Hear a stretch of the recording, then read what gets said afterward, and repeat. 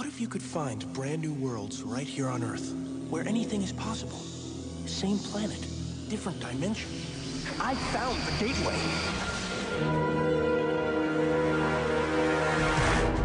The Rewatch podcast presents the Sliders Rewatch, dedicated to the series Sliders on Fox and Sci-Fi Channel. Join us each week as we continue crossing the Einstein-Rosen-Podolsky Bridge and find ourselves in strange new worlds. Email your thoughts on each episode to the rewatchpodcast@gmail.com. Join us on Facebook at facebook.com/rewatchpodcast or on Twitter @rewatchpod.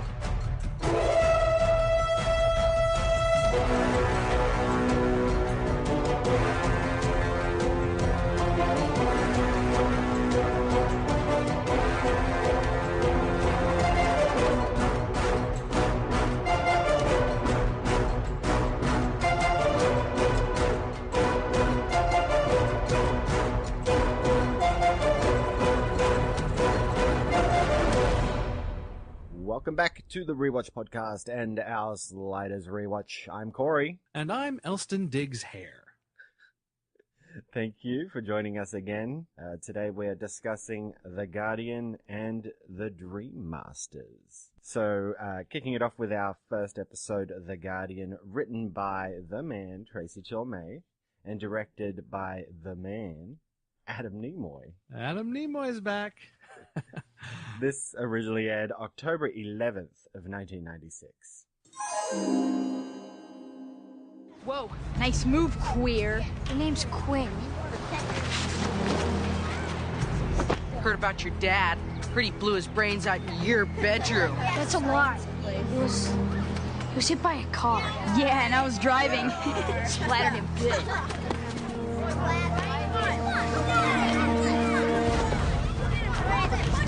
You think you're so smart, Mallory. You think you're better than us, don't you? I'm gonna put a dent in that special brain of yours.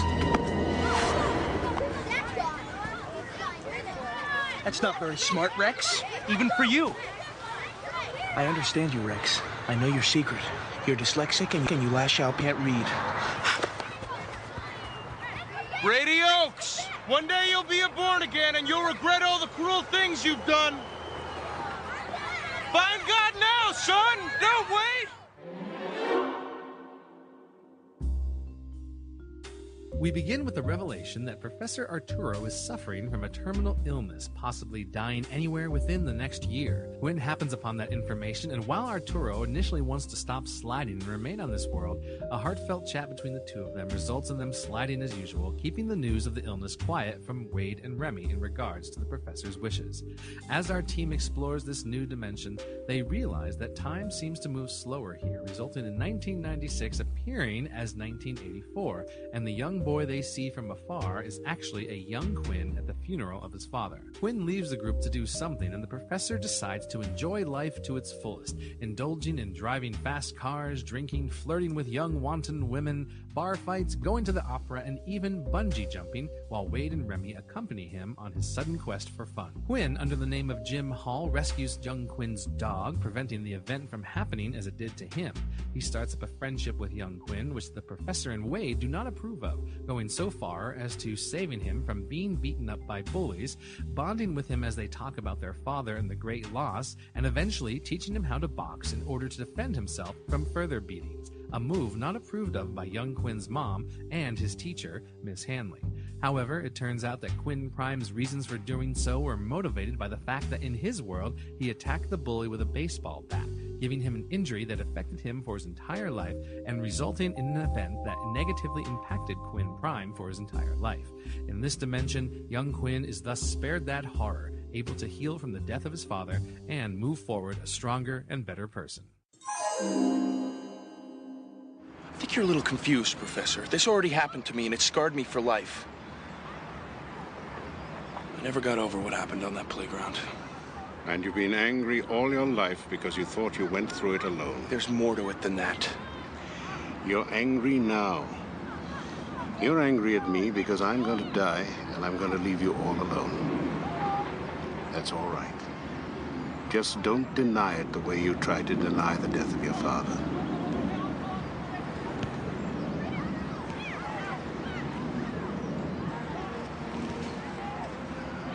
Must have been very hard being that little boy. All that happening at school. And then having to go home and try to be the big man of the house. I know exactly how Quinn feels. I felt the same way. I never cried. Always pushing forward, stuffing my feelings down. Trying to get through it any way I could. Okay, so getting into some trivia here. All right, so this episode had some really cool little bits here. I thought that would have been really neat if they had had the time to put this stuff in. So basically, the episode started at a New Year's party that was being held by someone named Jim Hall. There was like a sign that said something about, your New Year's Eve party hosted by Jim Hall or something like that. Tracy Torme said himself that his favorite baseball player was actually a guy named Jimmy Hall, and that's where he got the name from. So on this world here, people apparently kissed 5 minutes before midnight. That was like their tradition in this particular dimension. And the professor shows up and he says to the other sliders, I've fallen in love. This is my wife, and we're going to stay here on this world together. Be happy for me. I finally found what I've been looking for. And the sliders are like, wow, that's big. But he, tells them this is what I want to do. And so they decide, okay, well, that's fine. What happens though is Quinn follows the professor and finds out that the professor was lying.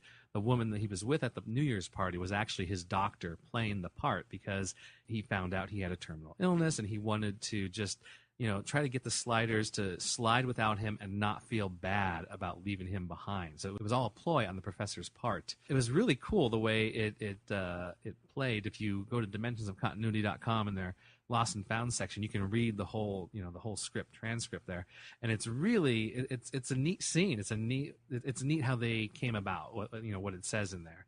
So really, really pretty cool. They eventually explained in that script to Remy and Wade, Professor and the girl broke up, and that's why he decided to slide. He's feeling heartbroken. So it was a neat little way to open the show. It seems like it would have been a bit more drawn out. Yeah, exactly. So, I mean, for time-wise, obviously, they had to cut it down, but I thought that just would have been, like, imagine the opener, like he comes in and he's like, well, I'm not sliding. I'm in love with this woman here. It's like, what? No, what's going on? It was a nice opener, I thought. Just it is a little bit drawn out. There was a deleted scene that addresses what you said in the last episode about there being millions of worlds out there, millions of dimensions, because people make infinite, millions of choices. And there was a scene where Arturo says to the group, he gives some kind of explanation about how he's done these calculations, and he doesn't think that finding their own dimension is going to be easy. It's like finding the needle in a haystack because there's millions of dimensions out there, and this kind of causes a rift between him and Wade, because she's like, "Oh, thanks for telling us that. Now I feel real happy. I feel like we can go on. It's like, what are you doing to me, man? You're getting me down." So that was another little nice scene in there. There was a lot more stuff with Arturo living, doing the whole carpe diem, enjoying life to its fullest.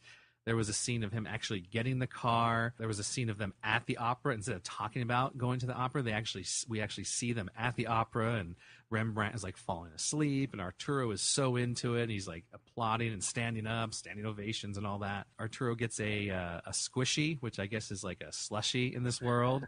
He goes and he gets candy. He goes bowling. They go do go-karts. It's like they had a whole lot of stuff planned, but obviously they had to cut down or change the way they presented it because of time and money. But still, that would have been neat to see Arturo eating a slushie and eating a candy bar. Something that we don't, you wouldn't expect. Yeah. There's a little bit more to the scene when Quinn returns Bopper, the dog, back to his mom. When he walks in, they were going to have some music playing that his father, was a big fan of. And there was going to be a conversation between him and his mom talking about how she still plays that music because it, makes her feel like he's still around. It was a very, very heartfelt scene. Really well done. It's too bad they had to cut that. In the original script, Quinn was going to stay with his family as a boarder in the guest room. He wasn't going to go back to the hotel. He was going to stay with his mom and young Quinn. And there was a little bit more with Ambrosia, the girl that Arturo was flirting with in the bar. of course, he knocks out the biker in the bar, and Ambrosia is like, how could you do that to him, But in the original script, Ambrosia was going to be much more of a girlfriend for Arturo, because the biker was going to get knocked down, and then while Arturo was acting pompous, he was going to get back up and sucker punch Arturo. And that's when Ambrosia sort of like falls for Arturo and follows him around for the rest of the episode. So when he goes bungee jumping, she's actually there with him, and there's a crowd watching him get ready to do the bungee jump.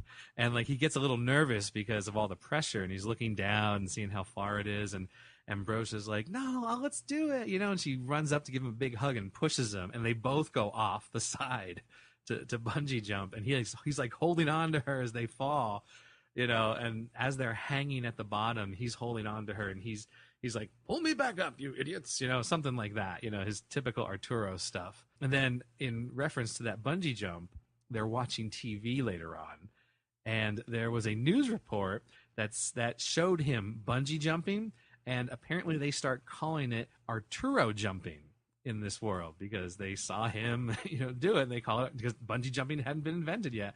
So they call it Arturo jumping, and they call that world's Arturo and ask him for comments. And that world's Arturo is saying like, I would never do anything so stupid like that. Quit calling me, It was really, really fun. It was a fun little moment there. Now, we had a moment back in the season opener with Logan and Quinn where you were like, ew. Do you remember? Yeah. When she's hitting on him. Well, I got a bigger one here for you. Quinn, in the original script, tells his teacher, Hanley, that he's from a parallel dimension. Instead of just sort of leaving it open a little bit. It was a less cool scene, definitely. But as he's explaining to her about this parallel dimension, he says he has to go. But young Quinn, maybe in about 10 years, you and young Quinn can connect. Oh, my God.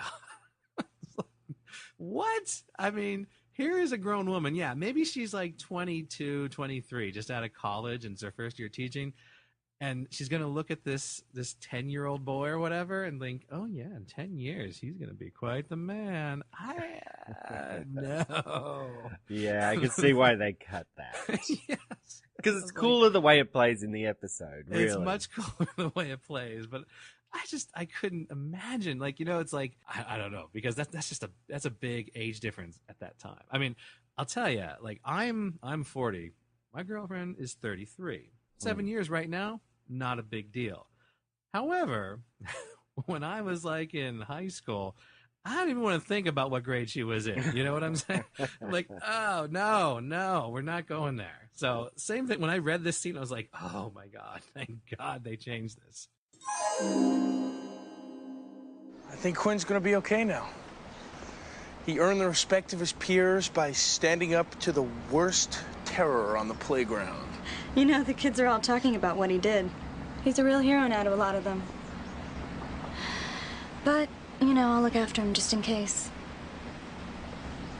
Until you come back. Heather, I won't be coming back. I can't explain it. That's just the way it is. But I thought... I don't understand. I know you don't, and I'm sorry. I wish I could change the way things are, but it's beyond my control. I'll always remember you, Heather. All right, well, let's get into our discussion of the episode. All righty. So, opening with Arturo getting a scan and finding out he's terminally ill. Mm-hmm. A non-specific tumor, as it were. And like I said back in the invasion episode, I thought maybe that tumor was caused by that Chromag, device being implanted in him, causing something with the system, his body. Yeah, and not to mention that just a couple of episodes he got shot in the face by that laser and went blind for the episode. Right. It's quite the revelation, and the way they just spill it out like this as well. Yeah, as soon as they open up the scene, all you see is him going through this CAT scan. It's like, whoa, what's going on? So it is quite sudden, Mm-hmm. And of course, still got a few episodes left, but right. The inevitable is coming. And he's ready to walk away. Yeah, well, I mean, when you get news like that, I can imagine, it's like you just want to do whatever you want to do. You don't want to have to be answering to anybody at that point, because it's like your time is limited. So do everything that you want to do. And if he doesn't really feel like sliding anymore, it's like, I just want to live my life. And it does begin to set up Arturo as Quinn's father figure as well. Yes, for sure. Yes. Because of where we're going to head to next. You can understand why he would get angry at Arturo. Mm-hmm. So he manages to talk him back into it. He does that whole thing about, fine, walk away, do that. Right. Leave us here. And then it comes down to, we need you. What greater adventure is there than sliding? And he's right, because Arturo says that. He says, maybe I'll go, I'll do some reading, I'll have an adventure or something like that. And he said, oh, really? This is the adventure, This is, if you could live your life doing this, that's pretty exciting. Oh, yeah, definitely. He says, don't tell the others that I was ready to walk away. Because that was the other thing, too. He wasn't even going to say goodbye to Wade and Remy. Right. He was just going to leave. Mm-hmm. So he says, keep it to yourself. I'm coming with you. They have an excellent slide, which I don't quite understand. Like, why would the slide be so smooth? Crappy graphics, though. Where it's sort of it's just like, boom. Right, yeah. I noticed the way they popped out, it was like, boom, and they just land on their feet. I'm like, well, that's different. That's odd. So yeah, it didn't look excellent, especially once the vortex closed and it's still that green screen. Right, yeah.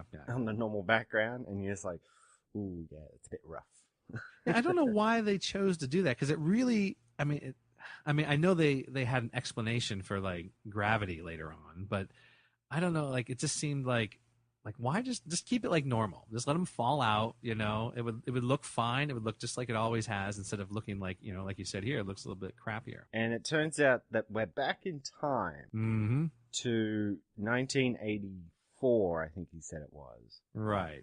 When Quinn was a boy. And, of course, we know that sliding is never time travel. Right. So they have to come up with an explanation of why they're in 1984. And the explanation is just, it's kind of confusing. I looked into it, as I do, and Arturo mentions Herbert Van Meer, an astrophysicist. But you know what? Once again, we're showing that the sliders are not from our Earth, because there is no Herbert Van Meer in our Earth. He's not. There's no astrophysicist named Herbert Van Meer. There is a Simon Van der Meer, who is a particle accelerator physicist, though. So I don't know if they took that and sort of twisted it a little bit. I looked up all the stuff that dealing with him and the time dilation, and it's so confusing. Did you know much about it at all? Not really. As far as Arturo explains it, it's something to do with how the planet revolves around the sun at the same rate. Right. But spins a bit faster on its axis. So yeah. And somehow that relates to time being a bit slower than usual. Right. If you look up stuff on this, oh my gosh, it's so there are so many formulas and things that are just so above me. The easiest thing that I found was something that I had read a long time ago. I remembered about Einstein, the time dilation thing, saying that time can bend depending on gravity and velocity, moving slower or faster. So the experiment that they did back then was take two atomic clocks that were absolutely perfectly synced, put one just in one place, completely stationary, and the other one was put on a jet and sent around the world. And when the planes, when the atomic clocks were brought back together, the one that was in the plane was running slower than the stationary one. So it's kind of like what happens in this world, I guess, is how they were trying to relate it to that. But the whole time dilation thing is very confusing. I remember there was another story about, an astronaut who's traveling out in space, for 10 years, ages slower than people on Earth. So when he comes back, everyone's older, but he's still younger. It's like, wow. There's some interesting stuff, but for my mind to wrap around it, very difficult. Having Arturo explain it to Remy, because Remy's really the non-scientific person of the group. Because you got Arturo and Quinn, and then you got Wade, who's, she's good at computers at the very least. Right. But Remy's the real layman in this. So when Arturo's explaining it to him, and Remy just comes back with, so we've traveled back in time, Arturo's just like, Yeah, if you say so. Right, yeah, that's fine. Whatever. That what you just said there actually comes up for the messages in time later on. Someone had mentioned something like that. But I just thought that was a good way to explain it. In that, Yeah. yes, we're giving you an explanation, but at the end of the day, sure, we've traveled back in time. Whatever. Right. Now, this episode, I've noticed it before, but just to mention, have you noticed Wade? She dresses a lot more scantily this season. Not completely like slutty, but she's showing a lot of midriff this season. I've noticed. I've been seeing her belly button more and more. Well, and as the 90s goes on.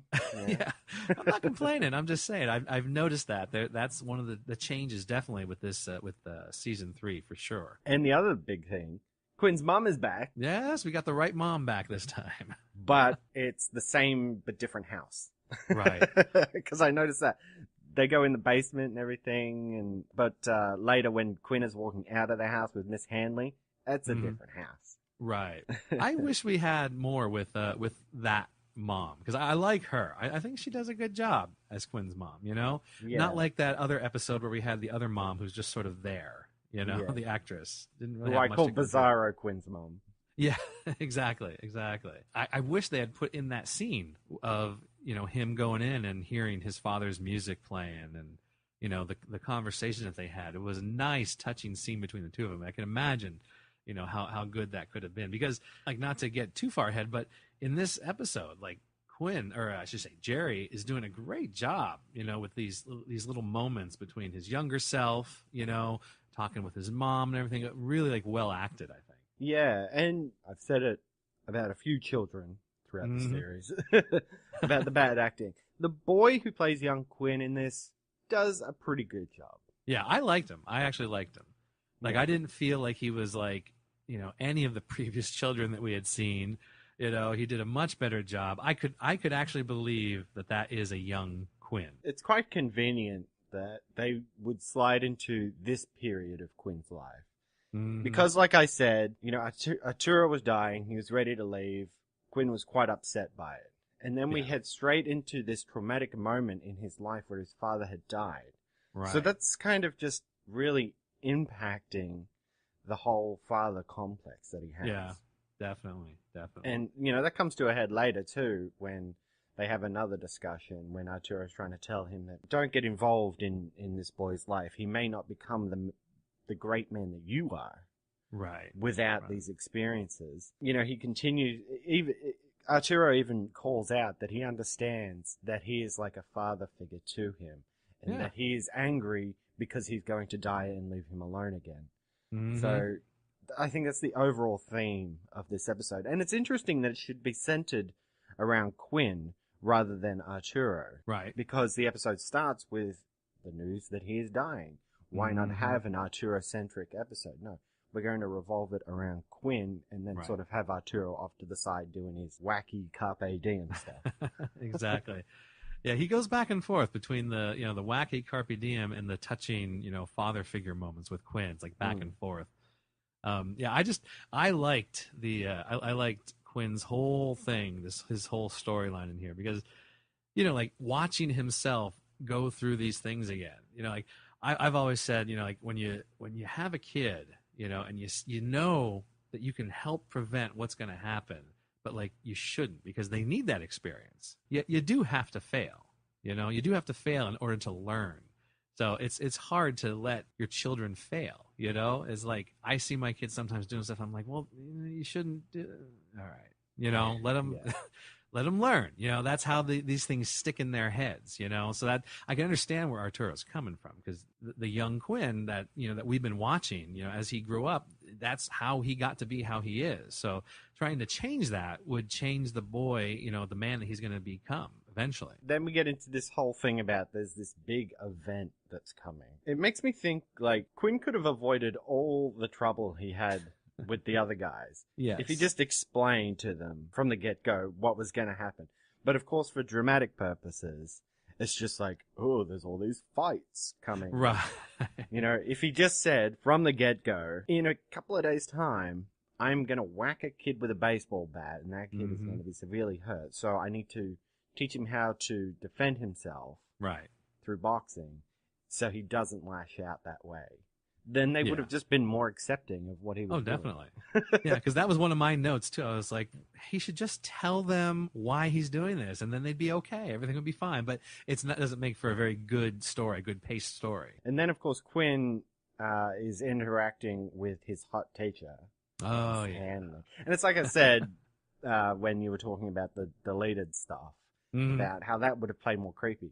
It's actually really good the way it plays in the episode, because it is that kind of thing, like if you had a hot teacher like Miss Hanley, and you had a bit of a crush on her. Now here you are, of age, as it were, sort of getting in and maybe fulfilling a little fantasy. Exactly. No, I'm like all for it. Go Quinn, Go ahead. Why not, Yeah. But the things that were a bit weird were the fact that, like, Quinn was so interested in young Quinn's life. Yeah. And, they call it out for, like, the tiniest little minute where Miss Hanley's like, you really shouldn't be hanging around the school. Right. Yeah. And he's just like, I'm not some kind of weirdo or anything. Right. Hand wave. All right, fine, you're not a weirdo. Continue to hang around the school then. Exactly. Today he'd have been arrested and brought up on charges already, Yeah, interrogated. Yeah, but see, this is the 90s. All's good, Yeah, they called it out, but then they hand waved it. So we've got Arturo, and I loved him just living life up. I loved his whole Carpe Diem quest. It was great. It was really well done. It was fun to see him acting like this, because that's not how he normally is. The only thing that I was like a little iffy about is when he went to go bungee jump. Looking at that harness on him, I'm like, I don't think that's really that safe, because when you bungee jump, you're harnessed in a particular way so that, you don't snap your freaking spine or neck. And he just has this thing wrapped around his waist pretty much. And I was like, if that was real, I think he'd probably be really severely hurt. Yeah, there's a reason why when you actually bungee jump, they tie it around your legs. Yes. Not your mid-person. Exactly. But you're right, it was a lot of fun. The one thing, though, that made me laugh was when they're in the Rolls Royce, and he's playing the music, and Wade sort of flicks the radio to generic 90s stock music. Right. And he puts, it's supposed to be like, put the pedal to the metal, let's screech off or something like that. Right. And it just did not look like the car was going that fast. No. Like Wade and Remy are like blown back by it. Whoa! I'm like, he really didn't. He's not going that fast. Right? Agreed. Now, this is something that goes a little bit to what we were talking about with the episode post-traumatic slide disorder. Slide syndrome? No, disorder. It was syndrome. Syndrome. Okay. I was calling it disorder. That's right. Yeah. I was like, wait, which one was it? So they say here, Arturo says, I just saw my first football game, and it was great. But if you remember, back in season 1, Arturo knew what a wishbone defense was when Quinn threw the rock, at his back, trying to hit the spider wasp. Right. So that tells us that Arturo had been to football before. He sort of knew what football was, but in this episode, it's like, no, it was the first time. And so Tracy Torme reasoned, well, that's because, they took the wrong professor. That was his original idea. Remember, we talked about that they were going to take the wrong professor. And that's why that line was in there, to sort of like lay the little hints that this was the wrong one. That's interesting. Mm-hmm. Yeah. Because he was going to try and build to that, but he was told no. Right. No, that's a good catch. And then another fun moment, of course, was the Indiana Jones reference. Yes. Man, I laughed so hard when I heard that. Mm-hmm. I'd never noticed it before until watching it this time. And, like reading a little bit more, behind the scenes stuff, Tracy had said, John Rhys-Davies has been trying to work in Indiana Jones forever into the scripts, and finally he had his chance. Yeah. And it made sense, really, because he does say, you don't think anything of watching Indiana Jones 50 times, but God forbid you go and see an opera more than once. And that great actor who plays Sala is just wonderful. Isn't he, Quinn? He's amazing. Absolutely wonderful. I'd love to see more of him. In fact, they should do a Lord of the Rings movie and cast him. Oh, anyway. Arturo, Arturo is great in this episode, especially because he does a whole about face on his whole idea of non-interference. Mm-hmm. He's like, you know what? you can be a positive force for good in, young Quinn's life. Help him heal.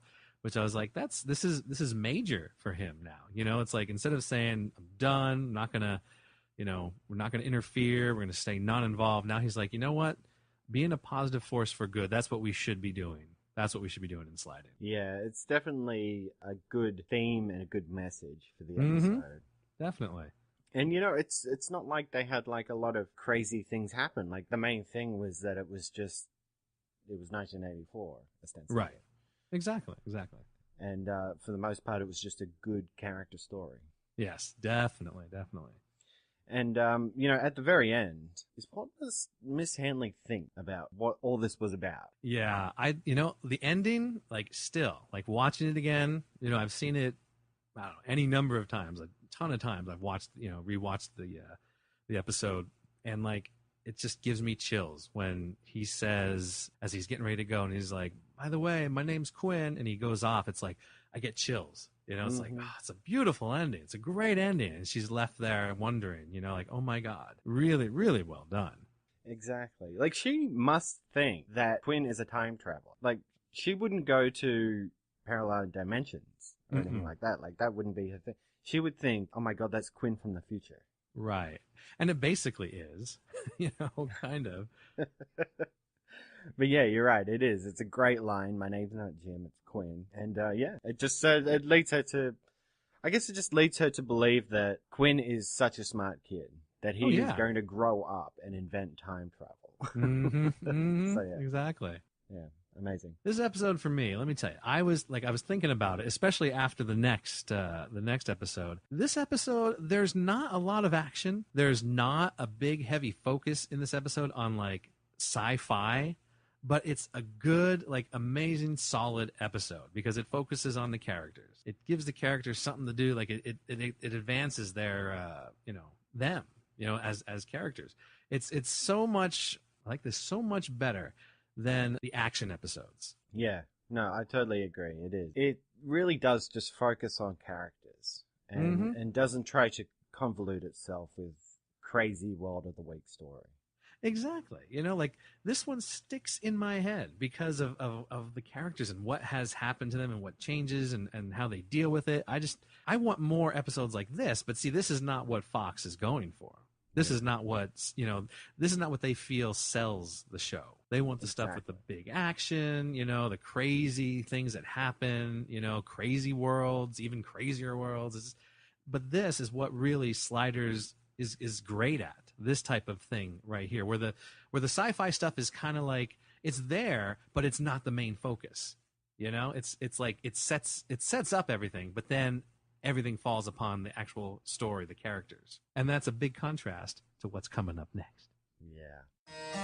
And now, another episode of Moments of Truth with Maximilian Arturo. If bungee cord jumping hasn't been invented in this world, then it's just about to be. So why shouldn't I be first? This has been another episode of Moments of Truth with Maximilian Arturo. So, getting into our second episode today. The episode is titled The Dream Masters.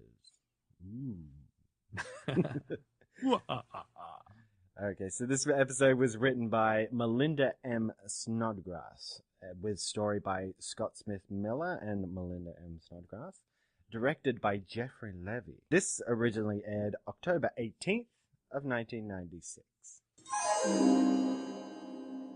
I used to draw on my hand, too.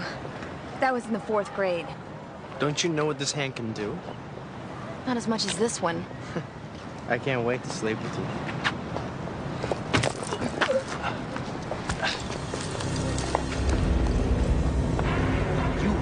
You shouldn't have done that. You don't leave now. I'm gonna do a lot more.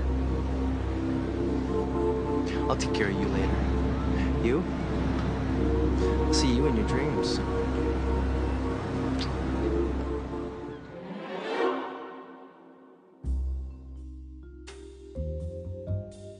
We begin with our sliders reminiscing about their previous slide on Cajun World and the celebrations of Mardi Gras. Our group is then clipped by a pair of bicyclists, one of which gets knocked down by a rollerblader and immediately tells that skater to drop dead, slapping his palm, which shows a pentagram, onto the skater's face. Almost immediately, the skater has a seizure and dies. The cop on duty sees the pentagrammed bicyclist and reports the death as self-inflicted suicide, not wishing to go up against the group known as the Dream Masters, a group of socially awkward students under the direction of a humiliated scientist that can enter your dreams using psychotropic drugs and create nightmares there, affecting your real-life health and well-being. Wade attempts to sleep but can't, so she seeks out coffee and then encounters the Dream Master from earlier, who marks her leg with his pentagrammed hand. Immediately, Wade starts suffering from hallucinations of being chased by the Dream Masters and being trapped from sliding with her friends. As a result of her actions in the dream, she finds herself bleeding outside of her dream. As the group takes shifts to help keep Wade awake, Remy is drugged and falls asleep, allowing Wade to suffer once again from a nightmare attack. A doctor that Quinn and Arturo meet has ways to help fight against the Dream Masters, so they bring Wade there to try and help her, using the doctor's coma-laden husband's research and theories. Our heroes decide to try and enter Wade's dream in order to fight the Dream Masters, facing a number of personal nightmares, but eventually, together, they are powerful enough to overcome the Dream Masters and successfully save Wade. As a result, the coma patients begin waking up as well, and our sliders celebrate their victory by going to sleep. I believe what we're witnessing here is some form of psychotropically induced stigmata. Do you think if we hadn't woken her up, she would have bled to death? Quite possibly, yes. Whatever it is, that guy must have had some kind of drug on his hand. Well, Wade did say that when he touched her, she felt a tingling sensation. Now, there are drugs that will produce vivid hallucinations that can be administered through the skin. You really think he was able to enter her dream? Well, perhaps he planted a hypnotic suggestion in the bar. In any event, Wade believes that he will invade her dreams, and if she falls asleep again, he will return. It's kind of like if someone tells you not to think about the elephant, but then that's all you can think of. How long is it till we slide? About 30 hours. Are we going to keep her awake until then? Oh, human beings are capable of sustained periods of consciousness, Mr. Brown, provided that they have sufficient sufficient stimulation. We shall just take shifts to keep her occupied. So, the tiniest bit of trivia here. Yeah, there's a lot of little scenes in this episode that were extended or little bits and pieces with the other Dream Masters. So instead of just focusing on Gerald, the main Dream Master, the other two guys that were involved, there's little bits and pieces with them, more conversations with them, and none of it was really anything that changed the story, so you could sort of see why they cut it. Just a lot of extra fluff, basically. There was also a moment when Quinn, if you remember, in his dream, he was sinking in quicksand. He wasn't supposed to sink originally. He was supposed to be in a large cave, like a dark cave, and he was sort of like talking himself out of being scared, and then suddenly the whole cave is going to collapse on him. That was supposed to be his part in the dream world. That's what he was supposed to be afraid of. The biggest thing that was in the deleted scenes was how Quinn got that drug scraped from the hands of the Dream Masters, because remember, the doctor said, well, we need the drug that they're using. We need some scrapings from, what they're using. So we see Quinn go into the Dream Master's school or clubhouse or whatever, and then we see him later. He comes out and he has the stuff. Originally, the scene was going to follow him inside, and there was going to be a whole nother scene with him pretending to be a water delivery man and sneaking into the place, getting into the bathroom and knocking out one of the Dream Masters, and then scraping it off there. It was a whole convoluted way to get the scrapings, which just for time you could see why they would cut it. But that was the biggest thing that was deleted from the original script. So if you want to blow hard with your big words, tell me how it's my fault that Wade might die, go ahead, man. I don't mind. Because it'll be the last time that I'll ever have to listen to one of your lectures. The reason why I would not have fallen asleep on duty is quite simple. I do not take coffee late at night.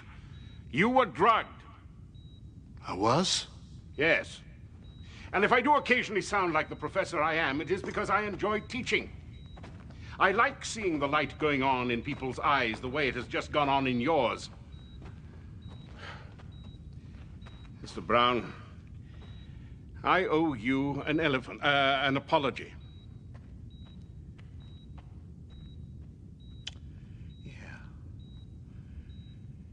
Yeah, all right. Go ahead. I'm sorry. I was hoping for something a little more like, I'm sorry that I thought the worst of you. I should have more faith in my friends. I am sorry that I thought the worst of you. I should have more faith in my friends. And I know that you love Wade as much as any of us and would probably give your life to save hers if you could. Ditto. And then there are times Don't push your luck, Mr. Brown.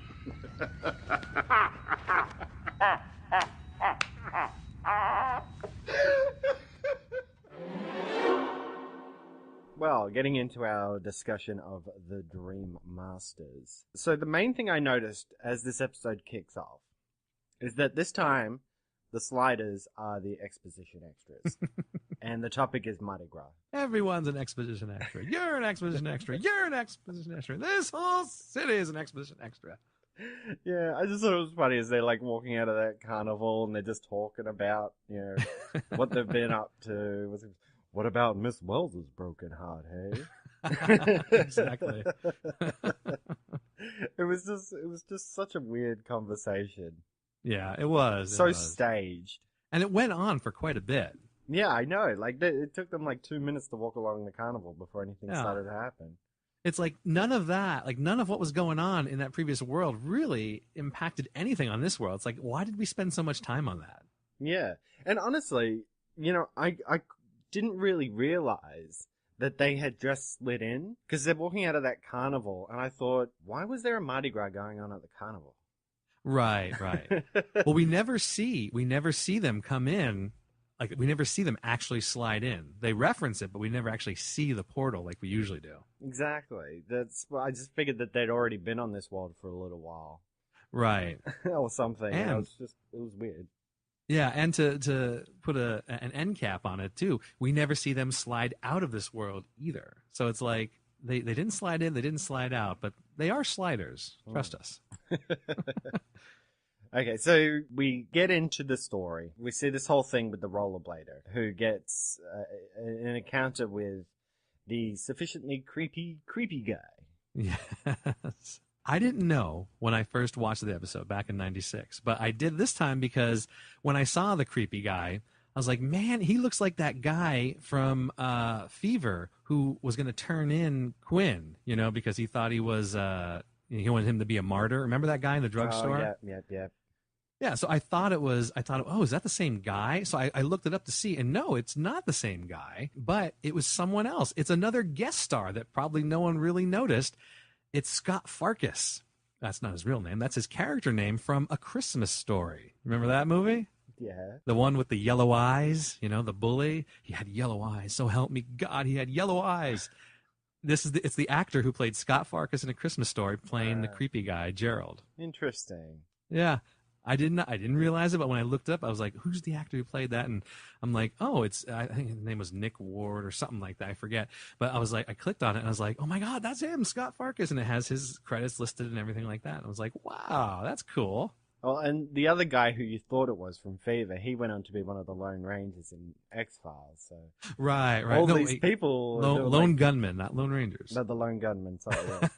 Just all these like extra people going on to do other things that we recognize them in. Exactly. But he's a creepy looking dude, isn't he? He is. He plays, like, I really hate the character. I mean, like, he's so weird and gross and creepy, the whole episode. Yeah. And I don't know if that's a good thing or not. Like, is that what he was really supposed to do? Because I hate this character with a passion. Yeah. Oh, yeah. When he has his breakdown later, he's like, why was I showing off? Oh my God. It's like, oh my God. What the hell, man? Freaking me out. Yeah.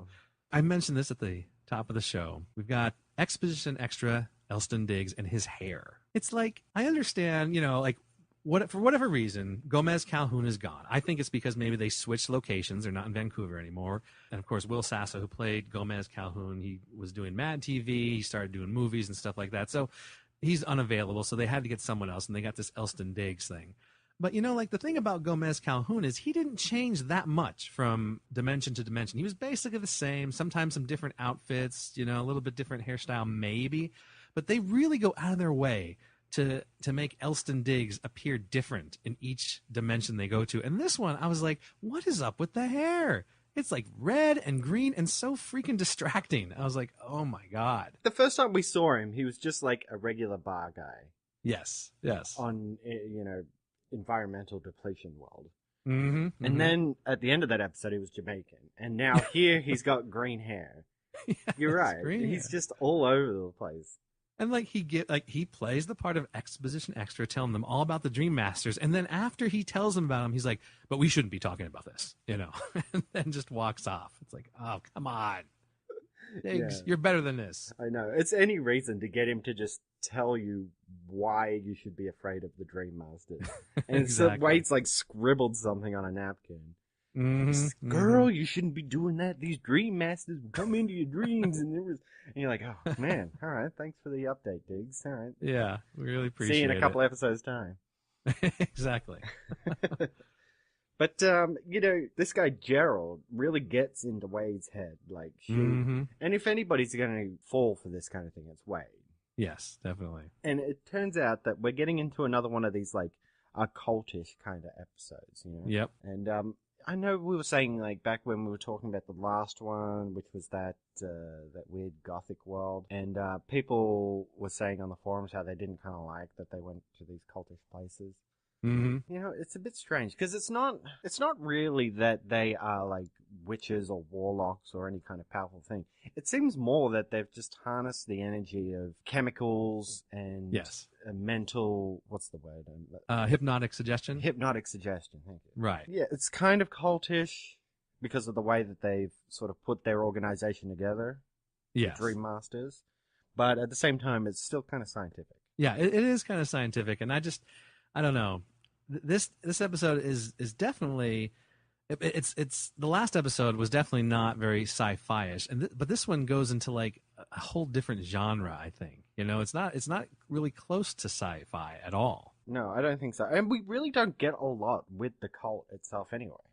No, we don't. We really only deal with Gerald and those couple of lackeys, and then there's that one scene with the guy who started it all, the scientist guy, who is so, oh my God, he is so like over the top campy. Yeah. Like in his line delivery, in his like actions, the way he moves, and like when he's talking about the pentagram and he holds up his hand so dramatically, it's like, God, man. And I think I've seen this guy in other things as well, and he's kind of campy in those, in those shows as well. I forget where I've seen him, but he seems so familiar to me. Yeah, it was interesting that they would go with that kind of character or characterization, because we do find out these Dream Masters aren't really the kind of people who you should be afraid of. They try to set up that like everybody's afraid of these people. And I'm like, really, their backstory is that they're a bunch of geeks and losers. Yes. Like, not putting down, like, I'm a big nerd myself. I'm a huge geek. But these guys are also, like, real big losers. Mm-hmm. And the guy that they're following, I would surmise is quite possibly a closet homosexual. Yeah, could be. Could be. Or he might be an out and proud homosexual. I don't know. Yeah, I mean, it's he just has the weird. lipstick going on. Yeah. It's just a weird cult thing, and nobody should be afraid of these people because it seems that they have to touch you with their weird pentagram hand that has chemicals and stuff on it in order to actually do anything. So it doesn't seem that hard for police to go in and arrest them. Yeah, like put on a hazmat suit, you know, and then go in there with your guns and freaking train your guns on them. And then what are they going to do? Exactly. I mean, it shouldn't be hard to arrest them. It shouldn't be hard to like stop them, especially if they're doing this stuff and people are willing to come forward. It should not be hard to take care of. That's what I was thinking when I was watching. I was like, man, can't you just go in there with a gun and shoot the hell out of these guys? Exactly. And, there's that beachside cop who doesn't look like a cop at all. She's wearing, like, a cyclist's outfit. Right. And she's just like, well, they've vowed to avenge any death. And I'm like, yeah, but you know where their headquarters are, so just go and arrest them all. Like, yeah, and there's not very many of them. Even if there are, they're all there, Yeah, there's like 10 of them. They're killing people in the streets. Do something. You're police. Oh, yeah. No, So, I'm yeah. with you. So it didn't quite make sense. But anyway, getting into it. Of course, Wade is under Gerald's spell. And you have to call out that this is pretty much a Nightmare on Elm Street. Yep. Another film tribute, we'll say. That's pretty much what they're going for here. They're putting their own twist on it, but it's just, we're going to attack you in your dreams. And the solution is that you need to just accept that it's only a dream. So we're all going to band together, and we're going to fight you. It's a Nightmare on Elm Street 3 by the end. The Dream, which I believe is actually called The Dream Warriors. Oh. And that's all about, like, a group of people getting together to fight Freddy Krueger. Gotcha, okay. I guess, they start getting into this thing about, like, what your biggest fears are, and Wade's is that she was mugged once. At knife point, so she's got this big fear of being cut. Mm-hmm. So, like, everything that Gerald's doing to her has to do with, like, oh, she's getting cut up by razor wire, and they're throwing knives at her and whatnot. So, yeah. I mean, I understand that the time slot it's in, it can't be too gruesome. We get a little bit of blood. Yeah. But it's really not that frightening. No, it was not. I was like, oh, that's nice. It's not creepy at all. Yeah. And there's always a resistance, too. So, of course, yes, the doctor. Yes. Yeah, Quinn and Arturo track down this doctor, but then her husband was a doctor too, and he's in a coma now because all these people are in comas, and yeah, the episode just keeps going along like that. And like I was like wondering like why does Quinn and Remy go to the Dream Masters clubhouse just to like hey, you guys better stop messing around with us, it's like, come on, really? Why do you, what did that solve? Obviously they're not scared of anybody on this world, but they're going to be scared of you guys coming up to them. And it's super weird that like their only form of intimidation is to hold up their hand with the pentagram on it. Right. And they're constantly doing it, just walking around with their hand and the pentagram up. Mm-hmm. And I'm like, that's not threatening at all. You are clearly a weakling person, right. And if not for the chemicals on your hand that you use to ostensibly intrude people's minds so you can rape or murder them, right, you are a weakling person who needs to just go away.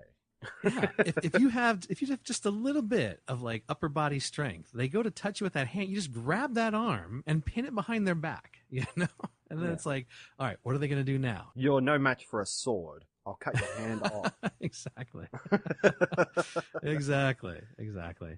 And the other big thing I noticed too is in the dreams, Gerald is constantly screaming. But it comes out, this weird shriek, that sounds like the alarms on the Cro-Mag ship. I hadn't noticed that, yeah.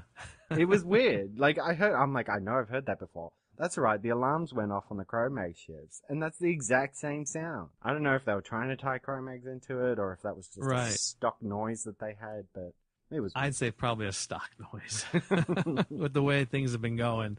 Yeah, I think, what sounds do we got? Oh, that one? Yeah, use that again. But we use I don't care. Just put it in there. This episode is due in like an hour. Put it in there. The one thing I really didn't like is, you had mentioned as well here in the notes, the whole Arturo apology. Are you saying you didn't like it? No, I do like it. Oh, you do like it? Yeah, I do like it. I thought it was great. It was really great. I think that was the best scene in the whole episode. Yes, it was, which is sad, but that is the best part. Remy's like, well, I guess, Arturo says, I owe you an apology. So Remy's like, oh, this would be good. Go ahead. As if like Arturo's got his hand out to shake his hand as if to say like, that was my apology. Right. But Remy makes him say it and then he's like, but now you need to say this as well. Right. And then when it gets to the point, of course, as Arturo does, where he just boils over and does his big, don't push your luck, Mr. Brown. And then they just break into laughter. Yeah, it was hug really each good. other. Yes, we're friends. This is, we push each other's buttons. I get what you're doing. It was just a fantastic moment between them. Oh, yeah, definitely. Really. That's my favorite part of the whole episode. But, yeah, of course, everyone heads into Wade's dream and they fight back to save Wade. Which this goes, for me, I think this goes a little bit outside of the scientific explanation going into her dream. Mm-hmm. Like, I don't know. I mean, maybe I don't know much about science, but I don't think you can actually do that, can you? Well, it's that whole thing, too, about how they just, like, they found the resistance and they're just going through this coma doctor's notes and stuff like that. And Arturo's just like, that's it. It's right here. And I'm like, well, if it's right there in his notes, then why hasn't he done it before? Is it because he went into a coma before he could do it? Exactly. And his wife's not actually a doctor. She sort of just picked up where he left off, not knowing anything. I don't know. But yeah. The thing that confused me about it is because they took the 4 sliders together in that room and they link them all together to get into her dream. But once they're in there, the other coma patients show up in the dream as well. You know, it's like, wait, they weren't linked. Are the dreamers just naturally linked if you're attacked by a dream master? I don't know, but they showed up. You know, they're getting the whole thing, like Remy Wade and the snakes, and then Quinn was sinking. And for some reason, Arturo was in front of a firing squad. I know. Like, he actually, just, you know, because of his beard and his hair and everything, he reminded me a little bit of Fidel Castro, you know, in that outfit. I was like, oh, look at that. Fidel Arturo. Yeah. And then, you know, they band together. The Dream Masters are throwing knives and stuff at him. And then he throws a fireball at them. Quinn catches the fireball and throws it back right. And he gets, like, so engulfed, and he seems, like, so in pain. And you're just like, yeah, you know, stuck it to him. No. He sort of comes out of their, you know, weird mind-melding room, and he's got a bit of fire on his arm. He just pats it out and walks away. And I'm like, what the hell? Everything's fine. He's good. Everything's good. Like, I know we've said before that sometimes it's so annoying when it's all well that ends well for the episode. If there is one episode I want to see that guy taken down and the Dream Master's gone, it's this episode. And they don't give it to us. And, like, the thing that bugs me is, like, yeah, they beat Gerald. Fine. They beat him that time, right there. Then they go right back to sleep. And the Dream Masters are still okay. Can't they just go and attack again? Because they just went back to sleep again. Yeah, I don't quite understand. Yeah, it's just not the best resolution, I guess. Yeah, the whole thing is just, it's a convoluted mess. I didn't like it. I didn't like the supporting cast in it, really. No. It's a terrible story. It is. It's like, this is the pits. This is the pits of Sliders. It really is. I mean, I love the show. We're doing the podcast on it. Of course we love the show. But this episode, man, just infuriates me. It's stupid. See, I was going to say this is my favorite episode of all time. Now I feel bad.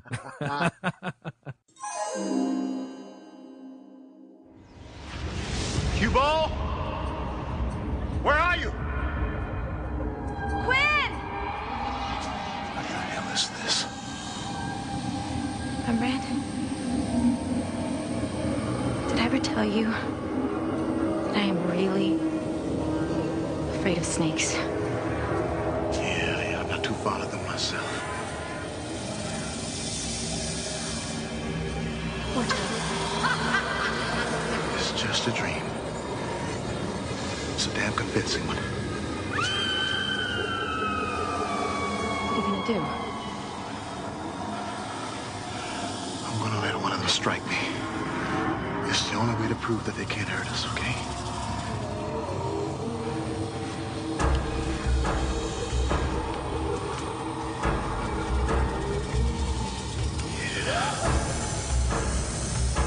Just a dream.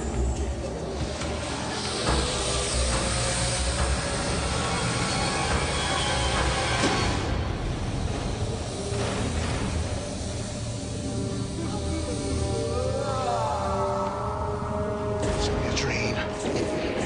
Only a dream.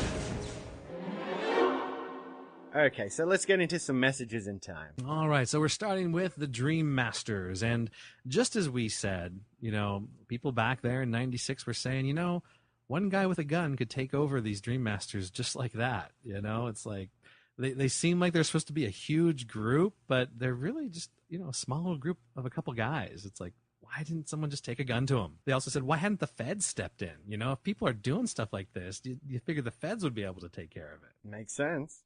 Yeah. They also said, you know what? Our guys, our sliders are just like, they land on this world and suddenly they're experts in lucid dreaming and they're able to win very easily. You know, it's like that probably shouldn't be, you know, like lucid dreaming is a difficult thing to do, and it should have been a little more difficult for them to have won, is what they're saying. There's this one guy, and you can't see his name because it's such an old form, and it's like been quoted and requoted so many times. But this one guy, it just was like, oh man, I'm thinking this is why we don't get the sliders that we want, because of guys like this. Because this guy was like, that was a great episode. He threw a fireball and he caught it and he tossed it back and he said, can you catch? It was so cool. That's the best episode of Sliders I ever saw. I was like, really? That's the best episode of Sliders because he threw a frickin' fireball. You're not excited about the Guardian script, which was so well done, so well acted. No. Oh my God, that fireball, frickin' awesome, dude. It's like, oh my God. It's you. It's guys like you that ruin good stories. I don't know who he was. I couldn't see his name, but I'm like, come on, man. Really? Off my soapbox. Okay. There was a reference. Someone said that the episode felt a little bit like Spectre of the Gun, the Star Trek original series episode, with Quinn playing the part of Kirk. Arturo is the part of Spock. Remy was Scotty, and Wade is Chekhov. I don't know. Do you remember that original series episode? Can't really. It was the one where they were like in the Old West. Ah, okay, right. Yeah, so they were feeling it was a very similar type a story for this one. They also said that the reason the Sliders won, despite not being good at lucid dreaming, was because the Dream Masters weren't expecting a battle. They didn't expect to be stood up to, so they were a bit arrogant, and they just didn't expect someone to come up and just try to take over. So that's why they were easily defeated, because they'd never been stood up to before, which makes sense, but still. Well, one of them ran away. Right, that's right. And then finally, a couple people were saying, this episode was just a little too supernatural. There wasn't enough sci-fi stuff into it, not enough scientific reasoning. It was just a little too, ghost supernatural-ish for them. Let's see, we go to messages in time for the Guardian. And this goes along with what you were saying earlier, how Remy is used to explain scientific things, in a way that the audience could just sort of understand it easier. So he gets confused a lot. And people were saying, it'd be nice if they would use Wade that way too, because she's just as dim as Remy is. I'm like, that's not a good compliment. But I get what they're saying, because Wade's good at hacking in computers apparently, but still, she's not a scientist like Arturo and Quinn. So they could use Wade a little bit more and not just lay everything on Remy. You know what I mean? Yeah, but Wade's also like a go with the flow kind of chick. Like, she doesn't need explanation a lot of the time. She's just happy to go with it. Gotcha. Yeah, no, that makes sense. Makes sense. People were getting tired of Quinn getting with every woman in every episode, because that does happen. As I said, time dilation is hard stuff to understand, and someone went on for a whole thread trying to explain it and people trying to understand it, and it was a long thread. I'm like, just let it go. Just let it go. Move on. It's complicated stuff, and just understand time moves slower. Good. Move on. Someone said they would have rather had the deleted scene ending that I had talked about instead of the one that actually happened in The Guardian. So where he actually tells Miss Hanley that he was Quinn. Someone had actually wanted that. They predicted it back when the episode aired. And I was like, oh, that's a pretty good prediction, but definitely not as good an ending as the one we actually had. And then they also mentioned this episode is very, very Quantum Leap, because you're getting a chance to change something that went maybe not quite the way you would have wanted. So, they could definitely see the Quantum Leap influences here on this episode. And then finally, someone said they were glad that Quinn got into messing around with the past instead of the usual thing where people say, don't change the past because you're going to mess up the future. They were glad to see someone actually affecting the past for a good reason. We don't have any messages from Earth Prime. No messages from Earth Prime. We're lonely. The mailbox is empty. Cobwebs, dusting it. Yeah. We know you're out there, people. I'm still waiting on that Punk Wade fanfic. That's right. Let's get Punk Wade together with Crime Quinn. Let's see what happens. That would be an interesting matchup. Mm-hmm. So next week we are discussing the episodes Desert Storm and Dragon Slide. I'm trying to remember. I don't really remember Desert Storm. I think I remember Dragon Slide.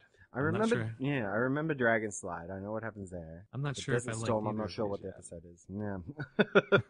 I'm a little scared now, actually. Oh. Well, that's it for this episode of the Rewatch Podcast. You can keep up with listener interaction by liking our Facebook page at facebook.com/rewatchpodcast and follow the show on Twitter at rewatchpod.